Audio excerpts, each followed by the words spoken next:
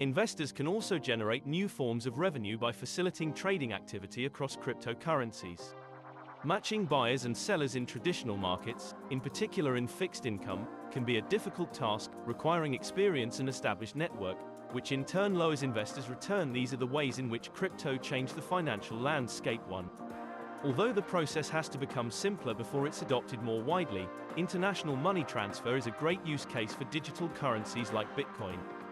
People can use a digital currency to transfer funds for pennies, bypassing the costly foreign exchange services offered by banks and traditional payment processors too.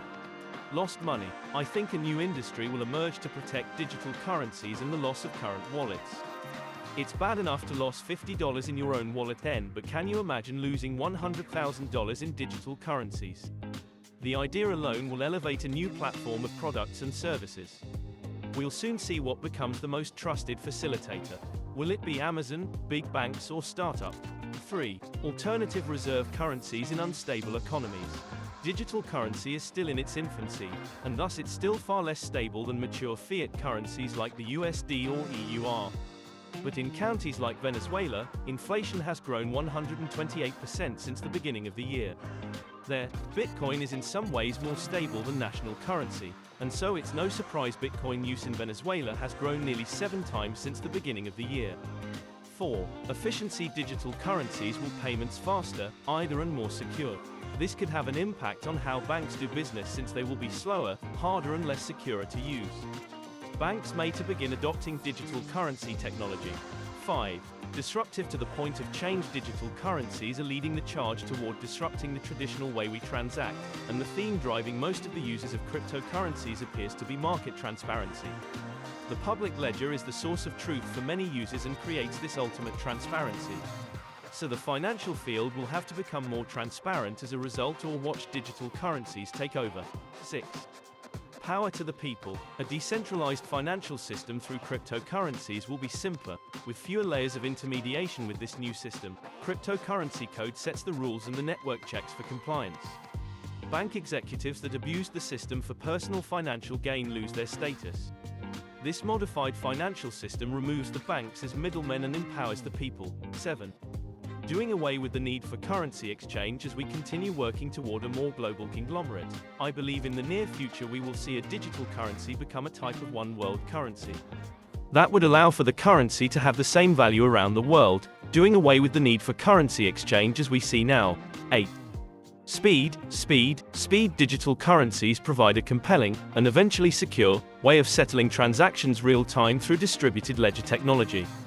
Bitcoin and other digital currencies could become a viable alternative to the ARC or debit card networks. This competition for payment volume will only benefit the end consumer, as it will drive down transaction pricing. Crypto can also change the financial sector by fintech platforms are also beginning to directly intermediate between savers and borrowers. So it's not just cryptocurrencies or digital currencies, but various new financial technologies that pose some serious risks to the underlying business model of banks. So banks will have to compete more fiercely to retain their edge. Some banks are already adopting the new technologies, but certainly we might be heading to a world where margins on traditional businesses, intermediating between savers and borrowers in terms of maturity transformation and facilitating payments, are going to shrink quite significantly. Brink. Presumably it won't affect the world of credit that much. Since CBDCs are not credit accounts, that will still be a viable business. Some of the limitations that cryptocurrencies presently face, such as the fact that one's digital fortune can be erased by a computer crash, or that a virtual vault may be ransacked by a hacker, may be overcome in time through technological advances. What will be harder to surmount is the basic paradox that bedevils cryptocurrencies. The more popular they become, the more regulation and government scrutiny they are likely to attract, which erodes the fundamental premise for their existence. While the number of merchants who accept cryptocurrencies has steadily increased, they are still very much in the minority. For cryptocurrencies to become more widely used, they have to first gain widespread acceptance among consumers. However, their relative complexity compared to conventional currencies will likely deter most people, except for the technological adept.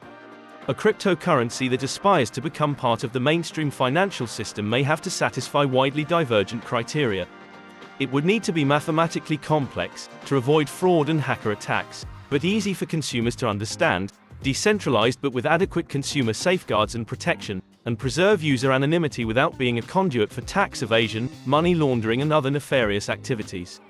Since these are formidable criteria to satisfy, is it possible that the most popular cryptocurrency in a few years' time could have attributes that fall in between heavily regulated fiat currencies and today's cryptocurrencies?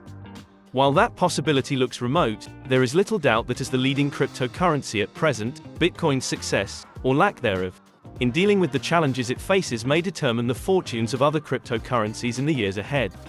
Should you invest in cryptocurrencies? If you are considering investing in cryptocurrencies, it may be best to treat your investment in the same way you would treat any other highly speculative venture.